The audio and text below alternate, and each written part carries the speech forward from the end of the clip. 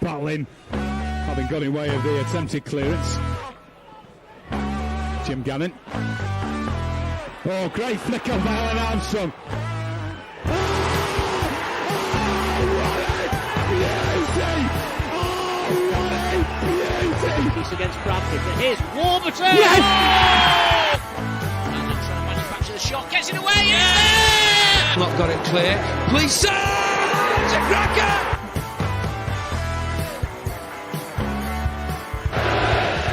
Armstrong played in the game, and a superb goal.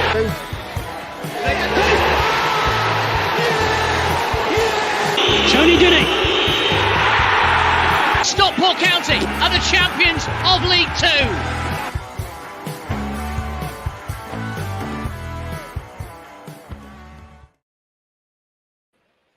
Hello and welcome to another episode of the Scarf Bagara War with me, Russ Johnson.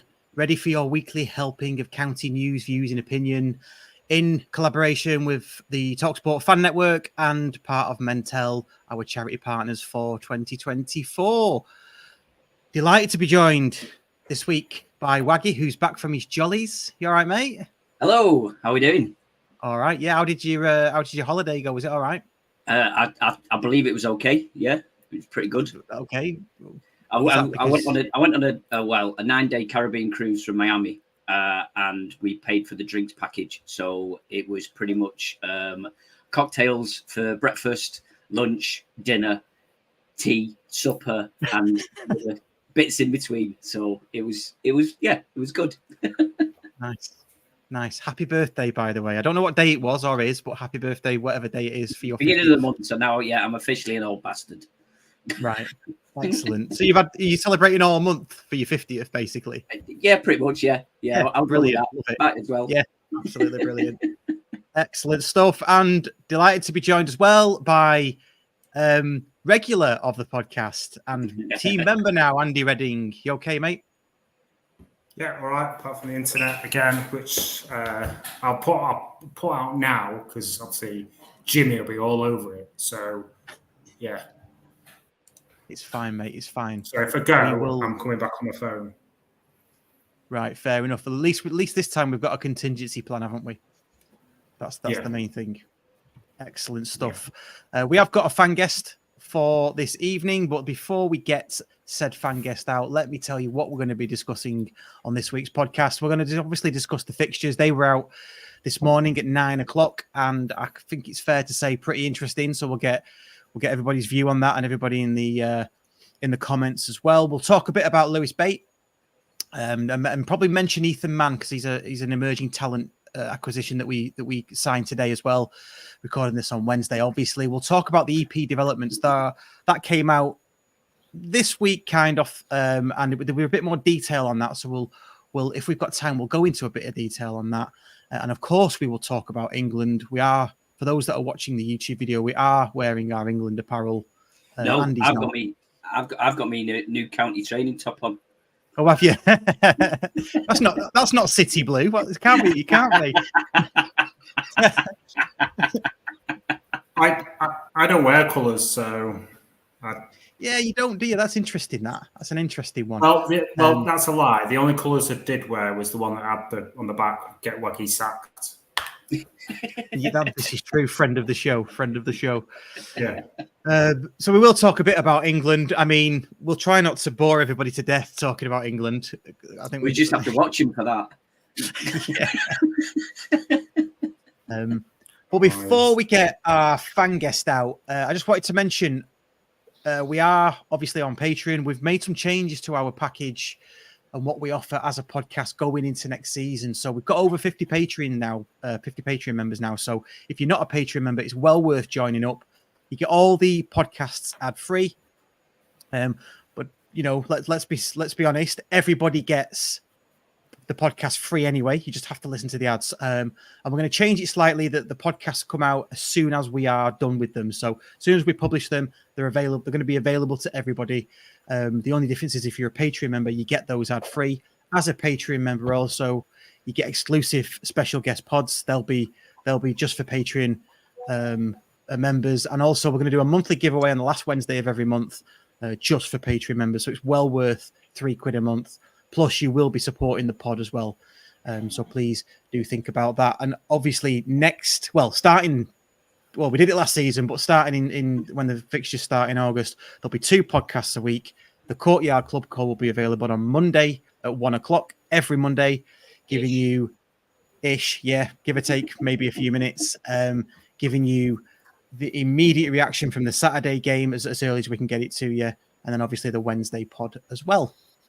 So that's all good stuff. And if you are a Patreon member, you've got some stuff to look forward to, because we're going to be interviewing Sam Sheridan very soon. We've got Rainsy and Bully, Paul Turnbull in the County Arms. So that's going to be exclusively for Patreon members. And then we're going to get more lined up. So that all sounds pretty good, doesn't it? Yeah. Well worth it. Yeah. So we're going to be working £3 a month. For £3 a month, it's nothing. Half a pint these days. That half a pint. Rip-off cup of coffee. Yeah, a rip-off cup of coffee, yeah. Good stuff. Right, so without further ado, shall we... A sip of Costa. A sip, yeah. A sip of Costa, yeah. Spill more than drink. Good stuff. Right, so let's get our fan guest out. It's none other than Stuart Hope. Here's Armstrong. Yes! Oh, what timing! Evening all. Evening, you okay? Yeah, all good, mate. How are you? Yeah, not so bad. Not so bad. Now, I think there's a bit of a disclaimer here: is that Andy and Stu are mates, aren't you? So you got like secrets you can pull out for each other and embarrass Stu a bit, or embarrass Andy maybe. I don't remember that being in the disclaimer. We're only on for an hour. I would have thought he did do his hair at least. Oh, Oh, you'd have done yours. Hey. Can tell. it's got all frizzy. It's got all frizzy because of the weather. Yeah. Waggy, you're in no position to talk, I don't think. Anyway, let's start. So, as we do with every fan guest, Stu, welcome to the podcast, mate. This is your debut. Let's start with the questions. When was your first county match, if you can remember, because not many people do? It was April the 3rd, 1983. What? Yeah, April the 3rd, 1983. A 3-3 draw against Chester City. And I think John Saintey was the manager then. And he was 20 years old. Who, John Saintey or Stu? You, Stu. Oh, it's going to be like that, is it, Andrew? Right, okay. All right. Oh, starting with Andrew. That's dangerous. So let's unpack that slightly. 3rd of April, 1984. I mean, it's amazing that you've got the date there, and brilliant. Have you got the program from that match? Well, I didn't have the program. I actually found one on eBay a few weeks ago. Because I've been looking for years and years and years, and then I was just scooting around eBay a few weeks ago, and it was there. I was like, oh, I'm having that. £2. Yes, I'm having that. Nice. That's brilliant. I'm always envious. Yeah, if not, Gazendo's probably got it. He's Mr. Programs, isn't he? Yeah. Yeah. Well, there's probably a few more I'd probably like to get. I mean, to be honest, I nearly didn't go to that game because I saw the advert in the Stockport Messenger. Do you remember the Stockport Messenger? And my dad said, I said to my dad, can we go to County? No, they played last night. They played Blackpool last night. Drew 0-0. Yeah, it says they're playing today. They can't be. Showed him and he was like, oh, all right, go on then. And then my mum piped up, go on, take him to County. Probably just to get us out of the house for a bit. That was it. So, sat right in the main stand, right behind the blue post, right on the halfway line, more or less behind where Kenny Boxall sits now, really. Loved it. Nice. Absolutely loved it. Nice. So they played one day after another. Yeah. Played Blackpool on it must have been the Easter weekend. I don't know, but they played Blackpool on the Friday night, at Bloomfield Road, drew 0-0. Came back to Edgeley Park, obviously, on the Saturday. Played on the. That's one of the things that sticks in my mind. Really, really boggy pitch. Compared to the sort of snooker bays we've got now. Yeah. This really boggy pitch. And drew 3-0. Mickey Quinn scored 2, and I think it was Trevor Phillips got the other. Nice. Oh, loving that knowledge. That's good knowledge, that, isn't it? Yeah. I'd like to say I remember it, but that's just. I was going to say. In fairness, I did message him to say, if you don't remember, just make it up. So we could have just made all that up. Yeah, we're all just nodding. Just oblivious. It's all out there. Well, Ross won't remember, so. No. I won't remember to Google it. Is that what you're saying? Yeah. I love it. Before we ask you the next question, evening to everybody that's joined online, by the way. Sorry, apologies for not saying that. All the usual faces and names are there. But if you are new to the podcast, do consider subscribing. Please do that. That would be great. Thank you very much. Stu, second question. I can't remember what order I put these in. Who's your favourite player? And you can have one now if you want, and from the past. But who's your favourite player? To be honest, I've probably got 3. So Mickey Quinn, from that game, and then a bit later when Danny took, or around about Danny's time, Bill Williams, and the centre back. Bill Williams, absolutely class. Sort of Fraser Horsfall reminds me of him. Probably never makes a tackle in a game because he doesn't need to. Yeah, just absolutely oozes class. And probably current day, if it's acceptable for a 50-year-old bloke to have a favourite player, probably Macca. Nice. I think it is acceptable to have a favourite player at any age, surely. In that case, Macca's my favourite. There you go. Yeah. Interesting one. Yeah, I do love everyone. I mean, we all love Macca, don't we? Just hope he can stay fit. Yeah. Favourite game ever? Favourite game ever, Middlesbrough away in the Coca-Cola Cup or whatever it was called. Yeah. Absolutely electric, the atmosphere. And obviously winning made it all the better.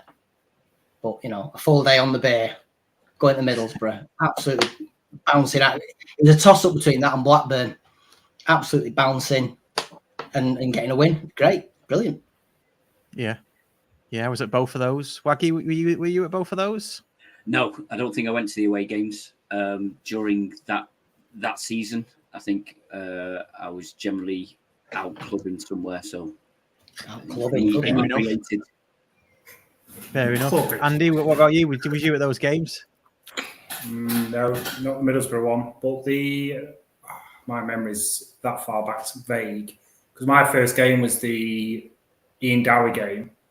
So same season, yeah. But that was later on, wasn't it? So you wouldn't have been at the Blackburn game. Yeah. No. So, yeah. Good stuff. So you're the baby of this group, aren't you, Andy? So no. Yeah, he's the baby. You guys are like in your 50s, aren't you? Not quite.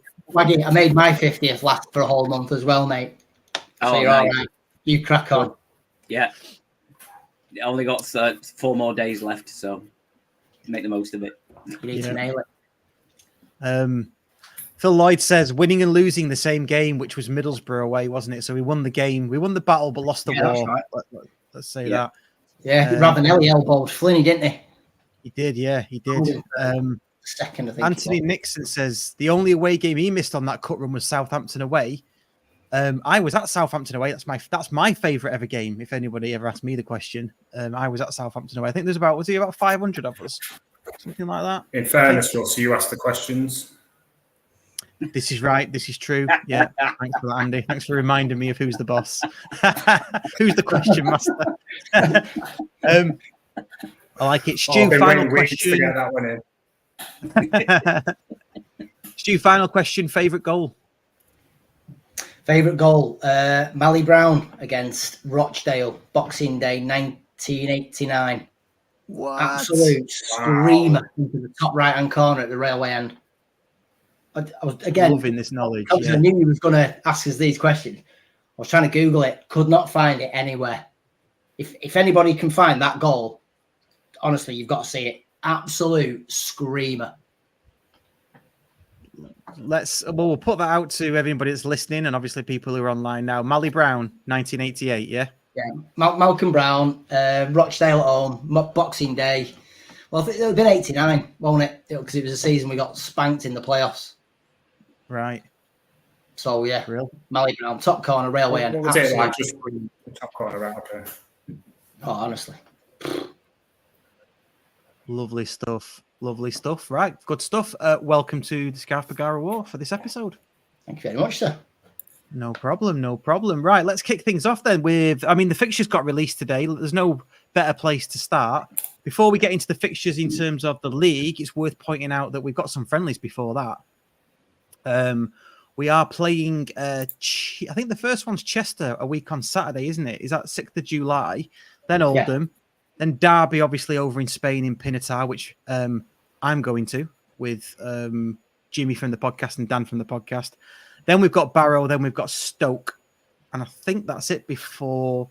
There might be some others before as well. There's more than that. We've got Blackburn and then Carlisle. Then we start at home on the opening day with Cambridge United. What do you reckon about that for an opening day fixture? I think it's good. I'm glad that we're at home. Not that we're going to win, because we'd never win our first game of the season, especially not at home. But that'll be a good tester, won't it? Because they've been League One for a while, haven't they, Cambridge? So it should be a good tester for us. There's a lot of unknowns, isn't there? Yeah, of course there is, yeah. Because we've got all these players who we've signed who look really, really good, but they're all young lads. It's going to be a season of sort of, I hate the word consolidation, but it's probably going to be a season of transition. But yeah, Cambridge at home, good start. That shows a step up. That I think. Yeah, and I think it's. Go on, Andy. No, go on. You go. I was going to say it's we've not played Cambridge for a long, long time, have we? I think the club put it out today, didn't they? It was something ridiculous. I can't even remember. It looked like the 90s to me. the video. I didn't stop to watch it that long. 94, 95. I was watching it before. Right. Jim Gannon scored 2 goals, beat them 2-1. So since then, we've pretty much passed each other like ships in the night. I would have thought, we've gone up, they've gone down. Well, obviously, we went out of the league and things. I think they had a spell out of the league as well, if memory serves, and probably come back pretty quickly. So yeah, and it's at 5:30 as well. Somebody said we played them in the National League. SMB says we played them in the National League. Yeah, did we? Yeah, we did. Probably. Yeah. I think it was the first season that we went down. Yes. Yeah, so they were in non-league, weren't they, with us? Yeah. Yeah, when it was the Blue Square Premier, I think it was. Yeah. Raise that from my mind. Yeah. I mean, it's good though, isn't it? You say you look at some of the clubs that we're playing now. It feels like we are properly back, doesn't it? There's some really decent fixtures and real proper footballing clubs and stuff in there now, and it's just brilliant, isn't it? Not even the Birminghams, but because obviously the chances are they will go straight back up again. But the teams like Bolton, and Blackpool, and Barnsley, and proper Reading, yeah. I didn't care. Obviously, we have to play everyone over a course of a season. I just wanted a decent August, to get that kind of feel of we're back. We are back. Not like the first month when we got back to League Two, where we played Newport and Barrow. Barrow, yeah, and Barrow. But I ultimately didn't care. I just wanted a home fixture, and we've got that because that will just be sold out within minutes. Yeah, it'd be bouncing, won't it? Absolutely bouncing. Yeah, until we're 3-0 down at half time. Well, this is it, isn't it? Right, we've got form, haven't we? For Wacky, we've not even kicked a ball. I know, but we've got form, haven't we, for choking on the big occasion? Maybe less so in recent years than maybe prior to that. But it feels different. And even Mark Stott said on his interview, didn't he, that we always have a bad start. Well, why? Why do that shouldn't even be a thing? We shouldn't even we shouldn't have bad starts. So Cambridge at home and 5:30 kickoff as well. So it's going to be like a Saturday night atmosphere, isn't it? Party atmosphere almost. Yeah. That we're back in League One on a Saturday evening. And yes, and for those listening on the audio podcast, Andy Redding is doing a drinking beer sign. So. Oh yeah, I forgot about the audio side of it. Yeah, should do sound effects.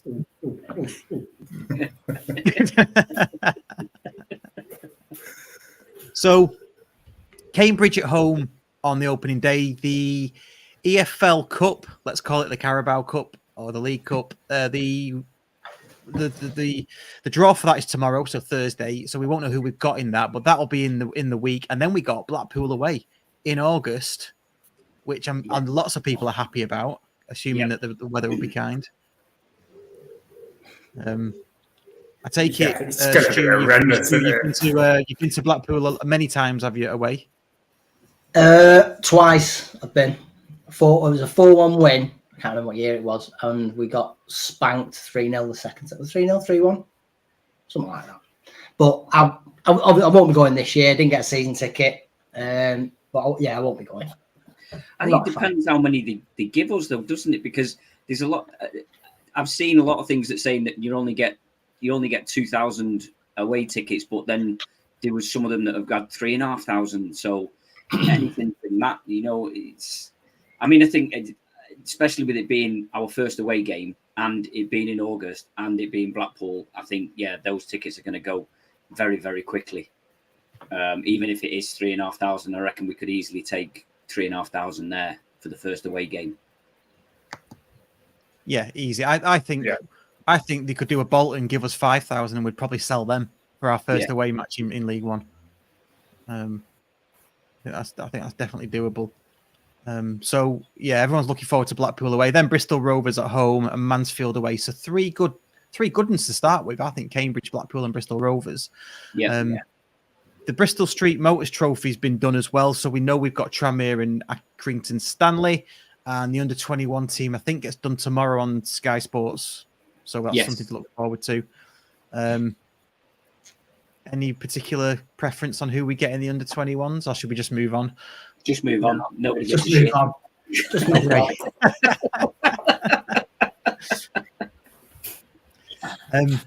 It's just. It doesn't even deserve a whoop whoop. It's almost an eye roll, isn't it, already? The season hasn't even started, and you think, oh, fucking hell, what have I got to watch that? Yeah. I mean, we'll talk about prioritisation in a second once we get through the other fixtures, all the other key fixtures, but I'd like to get your thoughts on our priority in terms of competitions this year. Christmas and New Year, I think when I read the fixtures today, I thought these are good. It's the first time in ages I think we've had a decent set. So Boxing Day's Huddersfield Town away, just over the Pennines, isn't it? Just over the motorway. Yeah, I'll be in the Huddersfield. I'll be going to that. Yeah. I'll try not to get arrested at Huddersfield away, like last time we played them. I said about that the better. Then the 29th, we've got Rotherham away. So again, another nice one, another short journey. Here's where it starts to get tasty. New Year's Day, Birmingham City at home. That is absolutely brilliant, isn't it? That's a Belgian fixture for New Year's Day. Absolutely brilliant. Yes. Bit of a chat on that one then. So there's talk of us, there's always talk about how many we allow in the ground. They could sell whatever allocation we gave them. There's going to be a scramble for tickets for that. Because they'll just bring loads, won't they? And no train. We'll keep it the same. Sorry, go on, Waggy. I was going to say, do you think they'll keep it the same as we've done this year? Is basically sort of give them the minimum amount we can to try and get more county fans in, because, as you say, that'll be a sellout, won't it? If you have the railway end with full of county fans, it'll be a sellout. You would have thought it'd be a sellout. So are we gonna start doing that where we're basically just giving them sort of like 950 tickets, even though these teams would bring 2,500 if we gave it to them? Yeah, I think we will. I think we'll do that probably all season, because I think he's trying to get these new fans in, isn't he? Trying to get new fans in when we get onto this 18,000 seat stadium. So he wants to get them in. He doesn't want to sort of, make a quick buck now and then start going, oh, come and watch us a couple of years down the line. I think so. Yeah, I think we'll do that again this year, I think. Yeah, that's a good point. So even more sense to have more county fans. Yeah. No, it does. And even if that means that, the railway's not full, because I think that was the case last season, wasn't it? The railway wasn't always full, but you are inviting those ones that maybe don't come all the time to get a ticket and come and be sticky fans in the in the long term. Yeah, really good point. Yeah. I think they announced quite late though a few times, didn't they, for the railway, and whether it was going to be open or not. So they tended to see what the demand was, how quickly, like say, the rest of the stadium sold out before they started releasing, and they just releasing them like block by block, weren't they, almost? So and especially now this year with 1,000 extra season tickets have already gone, so there's 1,000 seats gone already. I just believe that this year will be totally different. That we'll just release all tickets at once, and they'll just go within, not every game. Like Burn at home probably won't sell out as fast as say Rotherham at home, but it's just that step up brings more fans. If you think what we were getting in the National League North, we were raving about 6,500 attendance being the biggest thing, and now we've sold 6,500 season tickets, and it's just it's absolutely amazing. It must fill every county fan with just utter pride. Yeah, it does. It surprises me that that's our record number of tickets sold, season tickets sold, considering when we was like obviously Championship 96, 97, and all that period that we didn't sell close to 6,500 season tickets. I don't know if they were available 6,500 season tickets at the time, but it just seems a bit strange that we didn't in the Championship. We're selling more season tickets in League One than we did in the Championship. I think the club's just being better as a whole, though, isn't it?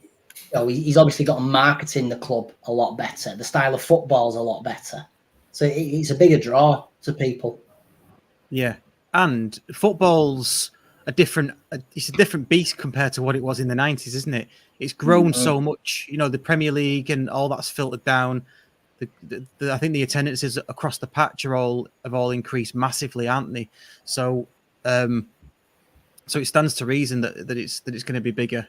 And we're in. And I've said it before on previous pods. We're in a really good position that everybody around us where we live in Stockport and the surrounding area, Manchester, loves football. So if they can't get to City and United and they're in the Stockport borough, why not come to County? There's so much opportunity there, isn't there, to get fans through the door. Yeah. I'm interested to see how many season tickets we sell when we have developed the ground and that's finished. That'll be interesting.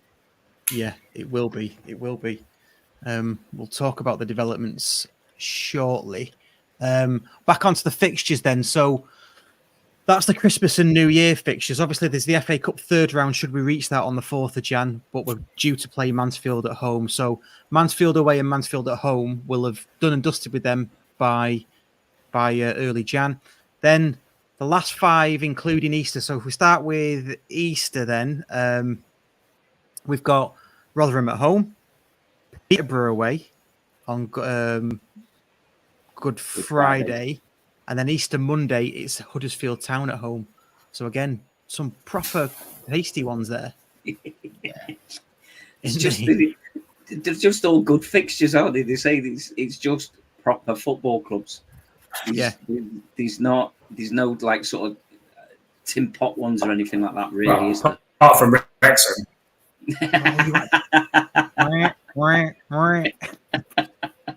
And Bolton. Bolton and Yeah, Wigan. we played it week after each, don't we? In November, we played them both at home, one after the other. Yeah. That'll be interesting. I've and then still finally, never been to Mansfield away. have you not? No, I can't go this year either. You're not missing much, mate. You're not missing much. Then last home games Lincoln City, and then last away games Wickham. So yeah. I don't know. For me, overall, definitely when you look at the fixture list overall and you see the teams, you just think we're back, aren't we? We're just rubbing your hands, going we're back. Get in. This is what in National League North you give your right arm to be seeing these fixtures again, wouldn't you? Yeah, you would. It's right. You going to Spennymoor and places like that, and now you go into places like Burnley and Blackburn, Birmingham. There we go. Got there in the end. Get there in the end. It was at least they were all B's. I'm just going on all 92 clubs. I was going to say you've gone through 4 divisions there. Just excited. Can't help it. No, it's right. It's right. So yeah, overall then. Sorry, Russ, to overtalk you, but doesn't it seem ages ago since we played Colwyn Bay? Oh, yeah, stood on that hill. Yeah. Yeah. Anyway, carry on. Yeah, I think Brackley's a favourite, isn't it? That people roll out because they used to, for some reason, they always used to have one up on us, didn't they, Brackley? Bastards. Hated him. Did you ever go? Did you ever go to Brackley away? No, I didn't go. Didn't go to Brackley. No. It's just, it's horrible. Them and Chorley and Fylde and I do not miss those days at all. Yeah, I must admit I didn't travel very far in those days. I went to away games. Don't get me wrong, but not like the long treks. That's just a quick word on prioritisation then. So obviously we've got the league. There's the FA Cup. There's the Carabao Cup or the League Cup, and then there's the EFL Trophy, the Bristol Street Motors. It sounds pretty obvious, but you might have a different opinion. What is the priority order for us this season? I think the order you just said, realistically. I think definitely the league, and then League Cup or FA Cup, I suppose. It just depends what fixtures we get, how far we can go with that, and then the other cup. I don't think it'll be. Well, it is. I don't think any League One or League Two team is interested in it until they get to knockout stages. Once you get past the first set of knockout stages, then it gets a little bit interesting, doesn't it? Yeah. And I think you see that with teams that have gone on to win it and stuff. Nobody's interested in League One, League Two until it gets to that point. I think given our injury list last year as well, we don't want loads and loads of games, especially games like that's probably going to throw up whoever we get in the under 21s or whatever they are. It's just not for me. Yeah. Just a quick one on injuries as well. I've been listening to a lot of podcasts as I do, and pretty much all of them say the number of podcasts, the number of injuries that everybody suffered last season was higher. I think it was the highest ever on record. So I think we had that and some on top. Do you know what I mean? So I think we were really unlucky. I'd be surprised if we have another season like that. I think we'll be uber unlucky to have another season with that many injuries. I don't think we will. I think Simon Wilson will make sure we do whatever we need to do to avoid that. Sure of it. Yeah. Well, I think the caliber of players as well that we're bringing in. They said we want more robust players, don't they? So hopefully, they've done the homework on how they've been injured or what injuries they are, sort of thing. So yeah, that was a freak season, that wasn't it? And I know we weren't the only team that had injuries, but the amount of injuries we had throughout the course of the season, it was a freak season. Yeah, it was. Absolutely, it was. read Ian Dowden's comment. That's I like that. So Ian Dowden says in 21-22, 36-37, and 60-67, our promotion seasons, and they're the only times we played Lincoln City as the last game. I'm assuming it means home game. Right. We're going up. I like you. I like that, Ian. Yes, that's very good. I love that. Great stats, Ian Dowden, hasn't it? Comes out with some belting stats. He does. He does. That's awesome. He make, but it is. He make. Ian can come on our train, Waggy, because I'm on the promotion train. Playoffs.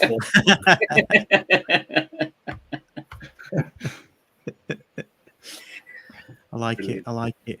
Phil Lloyd makes a good point as well.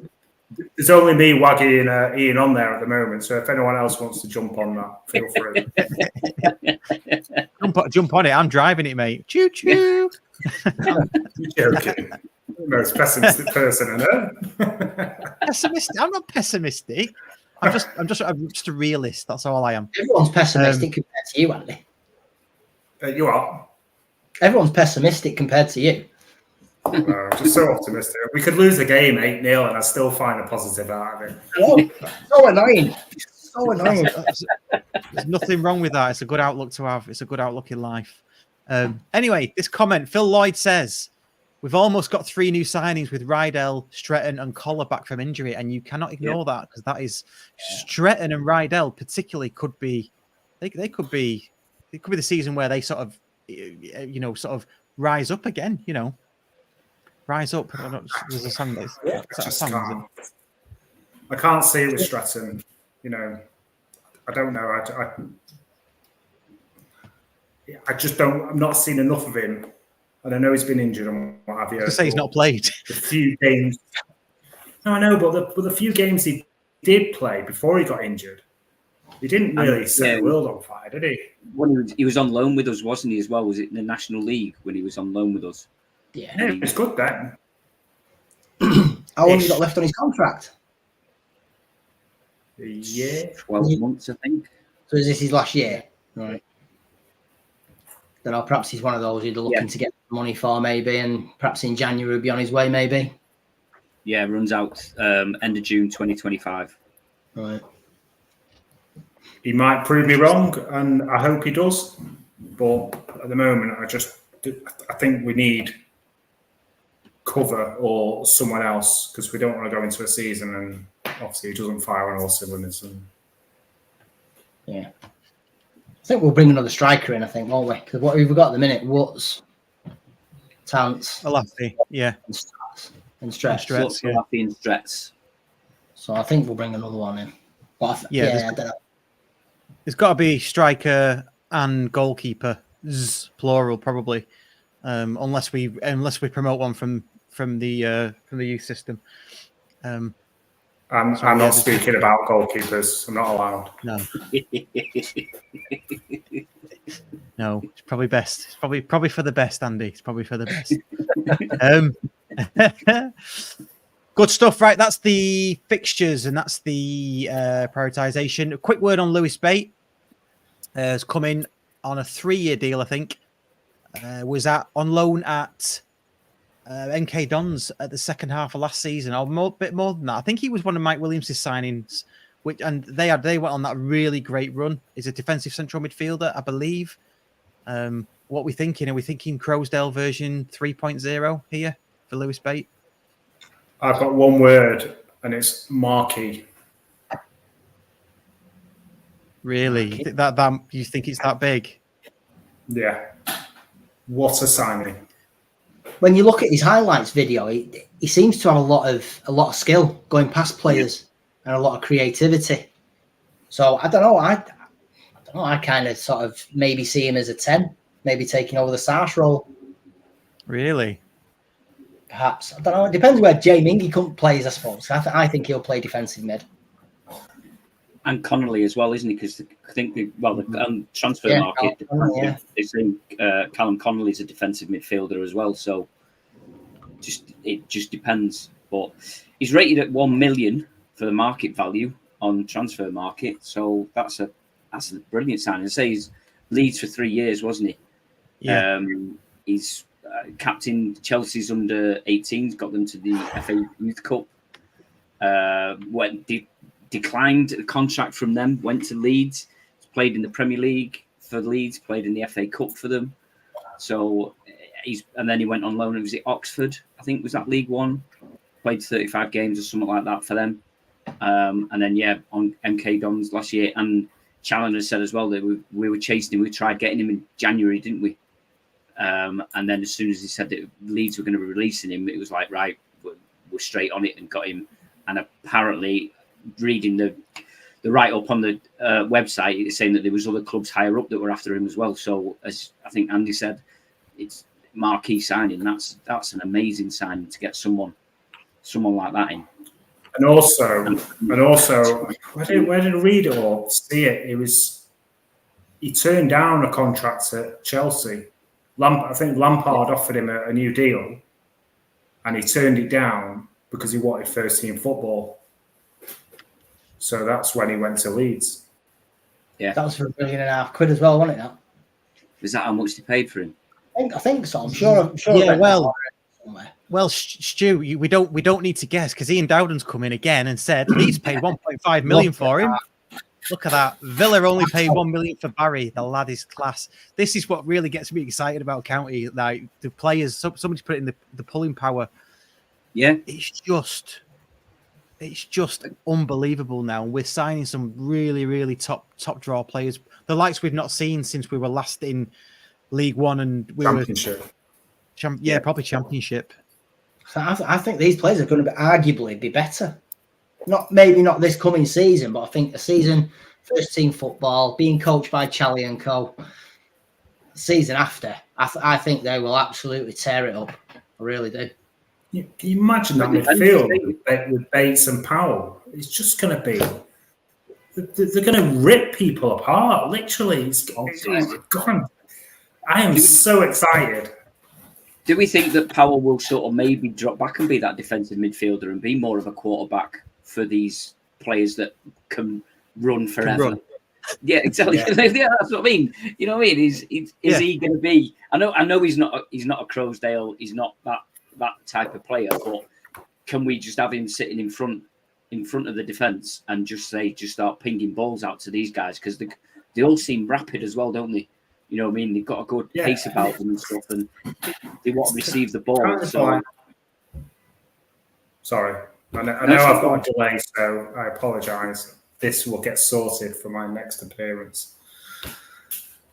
It's kind of like the Harry Kane thing, isn't it, for England? He hasn't got the legs anymore. So we're all, pundits, fans, everyone, we're all saying you need fast players around him to sort of make up the fact that he hasn't got the legs. Stick Powell in front of the defence. He's going to have pace all around him. So he won't need to be the one going for it. And he can just do exactly what Waggy said and ping those balls to whoever. Well, as we said, we're signing a higher caliber of player that will see that and understand that. Like you say, we said about Barry last season, and I think Lemonade Evans had an understanding with Powell, didn't he? So if these players get that understanding with Powell, I just say it could be absolutely electric. Yeah, it could be. Someone's put in the comments, Chris Crowther says he thinks Bates is more of an 8, which excites me a lot, an absolute lot, because my favourite ever player is Tom Bennett. I know nobody's asked me, but I'm going to tell you anyway. Your favourite ever player is Tom Bennett. The questions. Yeah, I know. And I know he was a 4 or an 8. I know Tom Bennett was a 4 or an 8 probably when he in the days of 1 to 11. But if Bates is an 8 and he stays in the middle and he controls play, and he is as good as I hope he's going to be, that's just going to be mega. That's just going to be brilliant, isn't it, watching that. Yeah. Yeah, it's getting exciting now, isn't it? Before as well, you've got Collar to come back into that as well. Yeah. That's a scary midfield, that I think. Yeah, it is. And let's not forget, we've gone up a division. We're into League One now, so other teams will have midfields and players just as good, if not better. So, I think we should temporary excitement slightly, but it's going to be good seeing these players play at the standard they're going to play at and watching them get better. No, we shouldn't. We shouldn't temper our excitement. We're not even started yet, and we're getting these players, and it's like, wow, you know. Oh my word, what's wrong with you? But I think as well, we're going, as we've sort of mentioned. I mean, you know, there's more quality in League One, but there's less bruisers, shall we say, playing football, and I think that really suits the way that Challoner wants us to play. So it is exciting, and saying that the caliber of players that we're bringing in, and then, as you say, start talking about the players that we've already got, the ones that have been injured that we think, you know, they're going to step up. Rydell, he's, you know, hopefully he's going to have an absolutely superb season because he was immense up to getting injured. So if he can take that next step up, he'll just be tearing it up down that left hand side. Be interesting to see what Charlie does on that left hand side because he obviously rates Torre, doesn't he? But obviously we know how good Rydell can be, or you know, potentially could be. So he's got a bit of a selection headache, I think is the cliche for that left back spot. Left back is what, which is good compared to a bit of some people with the doom and gloom of the players that have left the club in the close season. Is, you know, so the players that we're signing are, you know, 2.0 versions of pretty much everybody that we've let go. Yeah. I think that's my personal opinion. Until they start banging them in, we have a bit of a shaky start, and we're like, "Oh, I told you we should have offered them 2 years." No, but I think you say pretty much all the players that were released have all gone to League Two clubs, which to me that tells me that maybe they're not quite good enough for a League One. You know, maybe they're on the verge of it. And I understand, you know, I'm not taking anything away from them being legends for the club and stuff like that. But as you look at the players that we brought in, we're bringing in young players that we can, you know, develop. And worst case scenario, we can sell them on and make some money out of them. Here's a question, if I'm allowed to ask one, Russ. Of course, carry on, yeah. No, you didn't put your hand up. Would you swap any of our current new players for the ones we let go?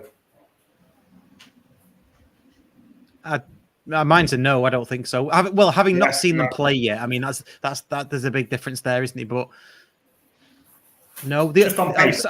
On paper, yeah, on paper. Yeah. No is the answer for me. I was gutted to see. I was surprised and gutted to see Paddy and Sars go. But once I actually thought about it, then it stands to reason, especially now with what they've brought in.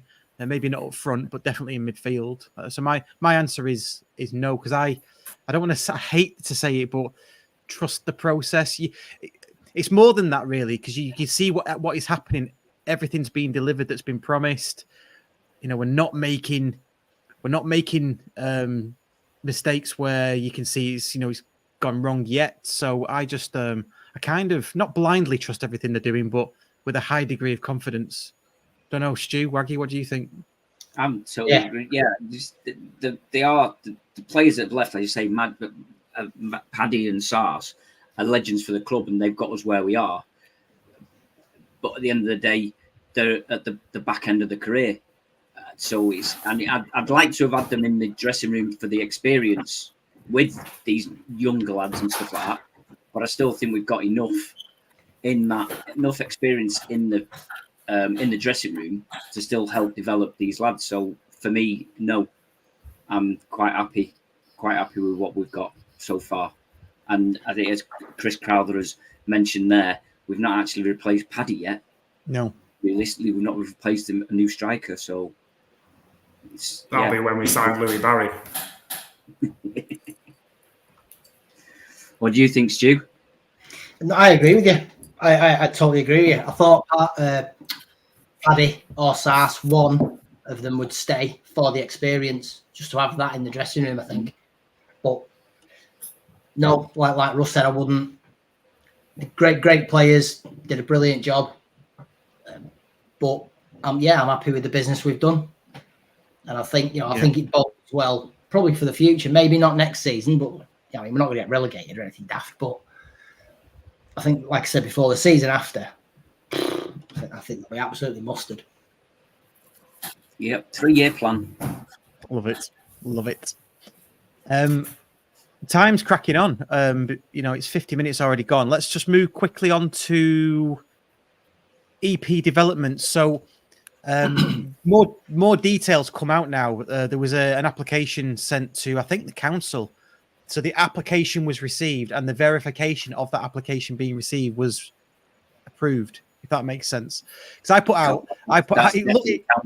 that's council talk. That shit, isn't it? Yeah, well, it is. So I put out a tweet saying, and then the club did as well. I think shortly after. It had already been doing the rounds. People have got wind of it. I didn't break the news. Don't get me.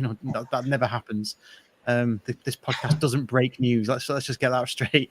But yeah, so I said, it's been approved because that's what it looked like. But then I got a message saying it's not been approved. The application of being received has been approved. So they basically stamped it and gone, yes, it's in our inbox, haven't they? That's all they've done. Yeah, the council. But that aside, I don't know if anybody's looked through the documentation, through the plans. I started to look through them. I only got so far as the railway end and the plans for the railway end, and they look absolutely brilliant. I don't know if anybody's looked at the actual sort of drawings of those. Only the ones when they had them at EP before one of the games. I think me and you had a look around, didn't we? That's the only ones that I've seen, and sort of the big pictures that they've posted on Twitter and stuff. I've not actually gone on to the planning website and had a deep dive into any of it. Yeah, so I have, because I'm a bit sad like that. Didn't manage to get all the way through. I'm gonna look all the way through it. Well, the railway end, obviously, that's going to increase to the size of the Cheadle end. So it gives you that view of the new stand in comparison to the Cheadle end, which is quite exciting. There's going to be a ground, a first, and a second floor within that stand. The ground floor is going to have a big concourse and kiosks and things. First floor is going to have hospitality. Looks by the looks of it, and then the third is going to be another concourse, and there's going to be a wheelchair balcony as well. Sat in the stand, and it's going to have a control box as well in the corner where the control box is now. The security control box, but that's going to be lifted up into the corner of the stand, which is going to be. I mean, I don't know. I mean, I get excited about stuff like that because that looks like that's proper, isn't it? Look, I remember going to Charlton away, looking at their control box, thinking that control box is mega. Look at that. The control box on that. You need to get out more. You look at that and you've got to sort of give your head a wobble and go, this is actually county we're talking about it. Yeah. This is county, and we're going to end up with that. Yeah. What? A control box in the roof of a stand. This is why I don't read the manifest. That's what Russ is there for, because I genuinely believe I would not get this excited about the manifest like Russ just did then. You get excited about everything.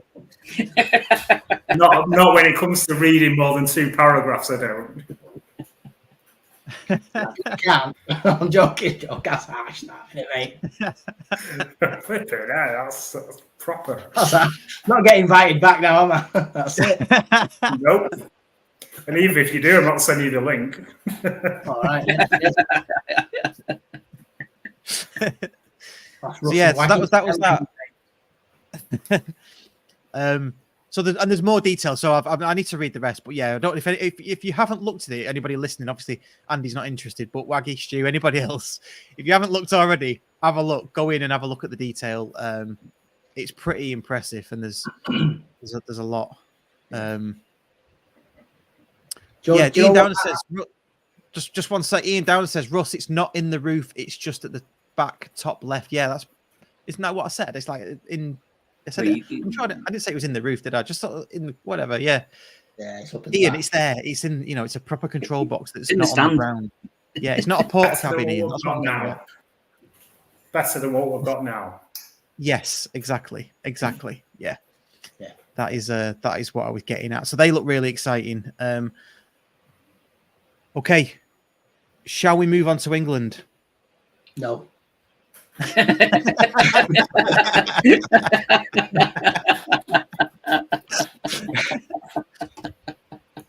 Right, I'm going to start with this. If that's okay. Yes, I'm optimistic and everything like that, but You know, are you? Would you rather us play 3 games, not brilliant, but still progressing?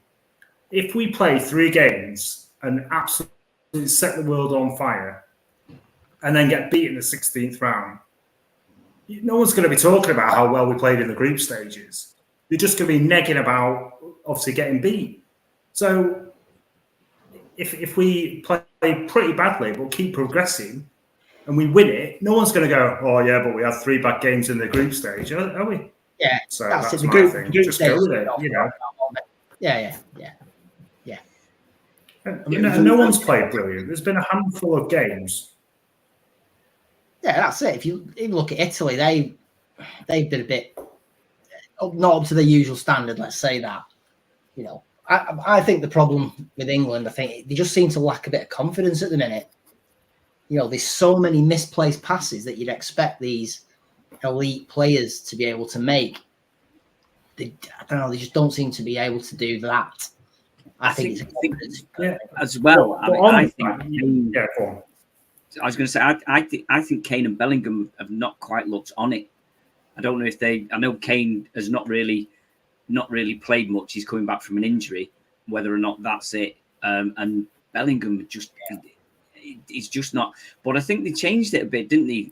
On last night, is that it seemed as soon as we got the ball, when we was off the ball, Bellingham was in the middle and Foden was out left. As soon as we got the ball, Foden came in and Bellingham went out to the left. I noticed that quite a bit, and I think Foden was more effective by doing that. But then I think, as you say, Mainu came on and he made a big difference. Cole Palmer made a big difference.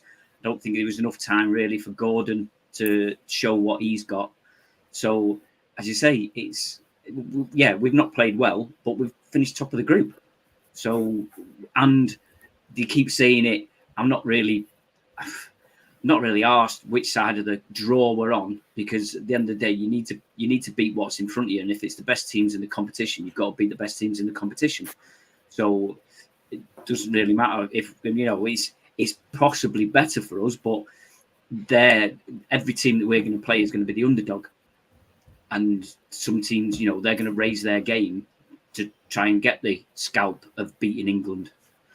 So sometimes it's worse playing, but hopefully. I think the other thing is, hopefully, that we're going to play teams that want to play football against us. You know what I mean? They're not going to try and put 11 players behind the ball and just have a low block and just try and hold on and try and hit us on a break.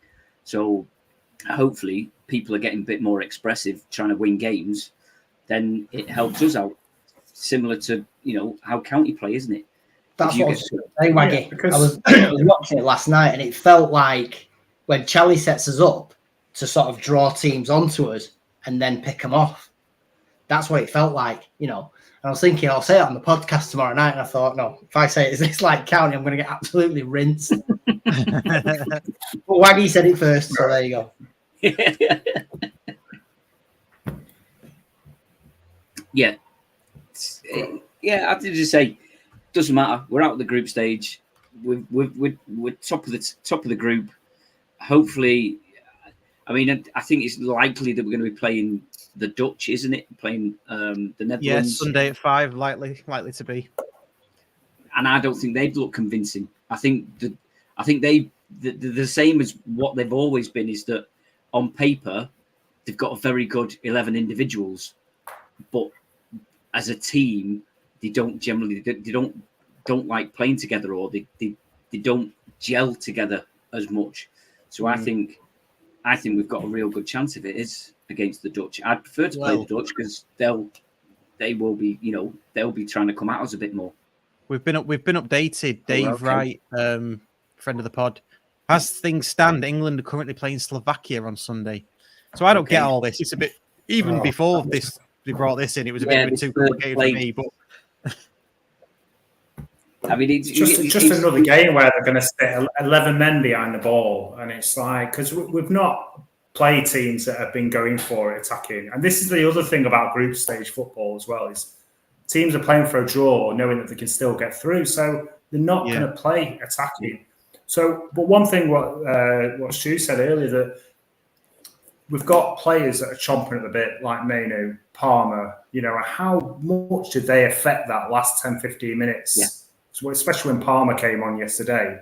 One thing that annoys me about the whole changes from the two games is that Southgate made a big statement about making a check, putting, what's he called? Gallagher. Who did he take off for Trent? Gallagher. Gallagher. Yeah. So he put Gallagher there, and that was the big change. He was like, well, I saw this mentioned as well yesterday, that it's not really a big change because they've just been replacing Trent with Gallagher as a sub anyway. Yeah. So it's, bring on these young players with pace that have no fear, nothing to lose, that are chomping at the bit. What have we got to lose? Sorry, go on, Maggie. I was going to say, I don't think Trent played that badly in the first two games. We just didn't play to his strengths. For me, we needed as soon as the back four, and again, go back to talking about Powell being a quarterback, that's exactly what we needed Trent to be. We needed the ball, as soon as the defence broke it up, get it out to Trent. Whereas generally it was going to Rice, and then Rice was turning, and Trent stood there and he's got somebody marking him. So we weren't playing to Trent's strengths of being able to pass the ball and ping it all over the pitch. So I think that was the problem that we had with Trent playing there, and replacing him and putting Gallagher in. Gallagher is more of a battler. He's more a person that's going to go in and break the play up and stuff. But we just didn't seem quick enough. We seemed to be very laboured, and it didn't help that Kane. And I know this is what Kane does, and I don't know why it's not as effective. Why has he played yet, Kane? Yeah, but I don't understand, because he's always done this. He's always come deep to collect the ball and stuff, but we've still played decent football with him doing that. And why are we different now? Because they're all saying that Kane comes deep, but we've got nobody going up to replace him, or he's not occupying centre backs and stuff like that. There's a lot of criticism around that stuff, but Kane's always done that. Kane's always come deep to pick up the ball. So what are we doing wrong or differently up front that we're not allowing to still be able to penetrate teams and to get at them and score goals? It just seems, as I say, I'm not. I think the Trippier as well, I noticed last night that he'll run with the ball a little bit, and then he always wants to cut in on that right. And if you're on a counter-attack, if you noticed, we'd be on a counter-attack, and then he'd stop. And then the whole front line stops, just so he can get caught on his right. And there wasn't much overlap either. So it's almost like a stop-start counter-attack. And it's like, just even if you have to run to do an alley gap, run to the back, run to the corner flag, then cut in. Keep that momentum up so the forward players are up. But like I say, I find it hard. I still think we'll win it. Yeah, I find it hard to believe that we haven't got another English left-footed left back anywhere. Yeah, what's wrong with Chilwell? That's what I was thinking. But he's not even gone Chilwell. But what's wrong with him? That's a good shout. Yeah, because he said Shaw wasn't going to be fit until game 2 or 3, didn't he? So yeah. It seems stupid that we've only took one left back. Yeah, considering especially a left back who's coming back from injury and might not actually play. Well, Walker finished the game left back, didn't he, last night? So yeah. I think for me, it's 2 words for me. It's slow and sloppy. And I know some people like that, those 2 phrases together. But for me, they do. They don't. They do, they do. But you're right. It's always cutting back. But even if you take everything that everyone said into consideration, I agree with it all. By the way, because I've got eyes, and I don't think you can disagree with it. It's just sloppy. There's no there doesn't seem to be that cohesion between them. And I know they don't play together week in, week out, but I've seen them in previous tournaments. That's not an excuse, though, is it?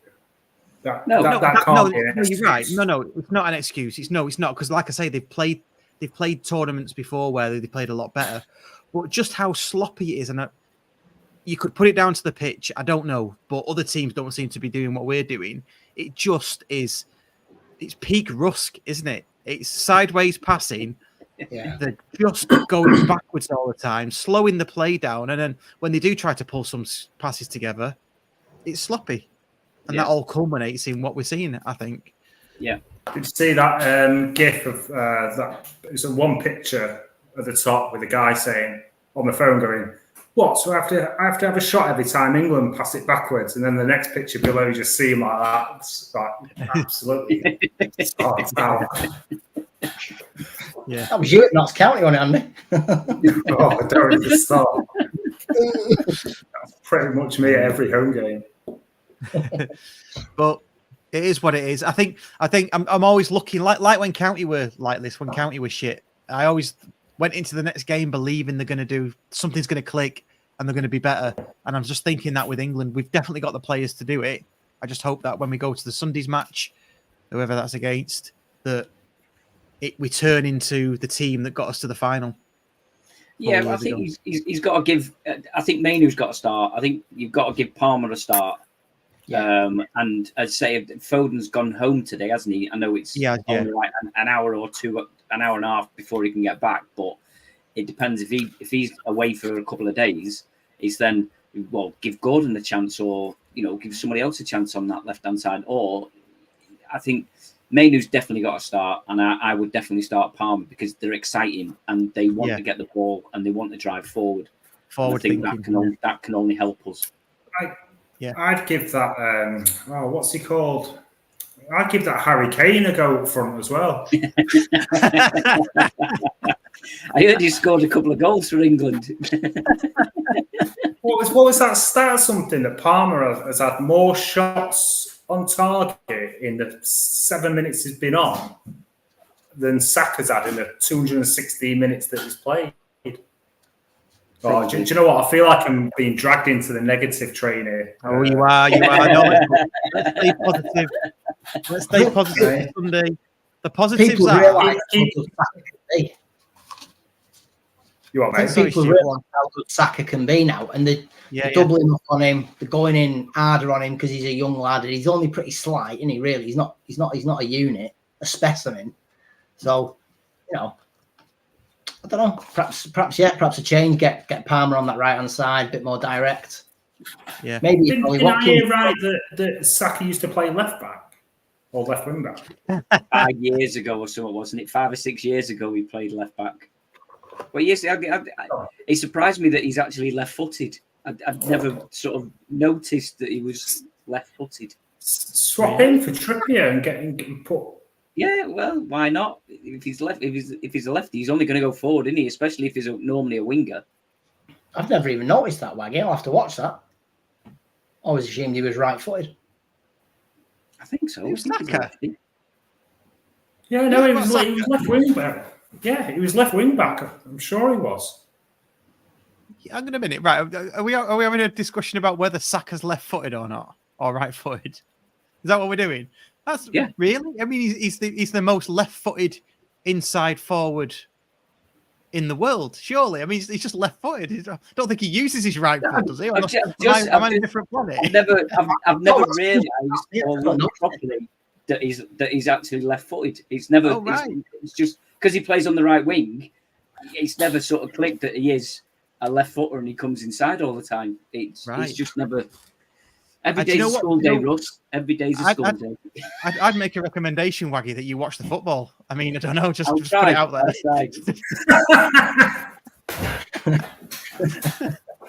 Unbelievable. Big boss terms are coming out now. No, but he's the most left-footed inside forward. Anyway, yeah, okay. I'd be interested to know what other people think about that. If they thought Saka was right-footed or not. That's tickled me. Sorry. Anyway, tickled. How English is that? I know. Before we wrap up, I was going to say predictions for Sunday, but we don't actually know who we're playing. So let's do predictions for how far we think we're going to get in the competition. Let's start with you, Andy. Just a round will do, mate.